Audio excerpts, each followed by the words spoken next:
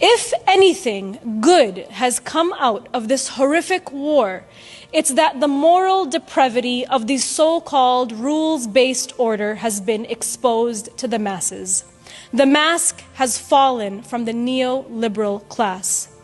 For far too long, liberal Western politicians have tried to convince us that they live by the standards of human rights, democracy, and freedom of speech.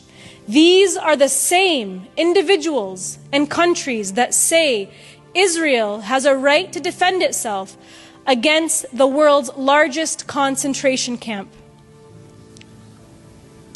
Our so-called Western leaders in Washington, in London, in Brussels have weaponized human rights.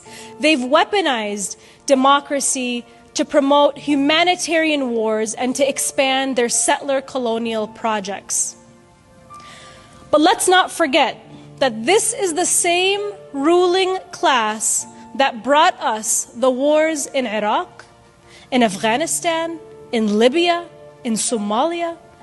And they're the same ruling class that have given us and pushed for the brutal maximum pressure campaigns, sanctions, and regime change operations against sovereign countries like Syria, Iran, Venezuela, Cuba, and so many more countries who are resisting Western imperialism. Israel's war in Gaza is just an outward and blatant expression and representation of what the neoliberal class represent. A bloodthirst for war that fuels the military-industrial complex.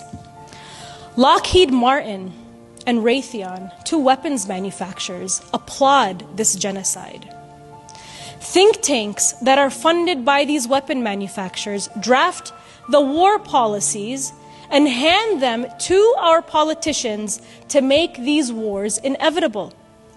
We see dead children. They see their stock prices go up. But it's clear, no matter how many millions of dollars that they spend to manufacture consent for their wars and support for Israeli apartheid, Palestinians have won the hearts and minds of humanity. Never have I personally seen in my lifetime such global dissent and awakening to Israel's propaganda war in Gaza. We are witnessing a global enlightenment. Millions upon millions of people have taken to the streets. Mass sit-ins at our elected officials' offices have been organized, and mass boycotts of monolithic corporations. The massive coffee company Starbucks lost $12 billion in a matter of just 1 month from our global boycott campaign. We have to disrupt their money-making mechanisms that make these wars possible. The capitalist system that we live under today is meant to make us feel powerless. But we have the power in our hands to disrupt their money-making mechanisms and stop this war. And guess what? It's working, and Israel knows it. The architects of the wars know this. And that's why today Israel is spending literally millions of dollars on propaganda, on an information war, to manufacture consent.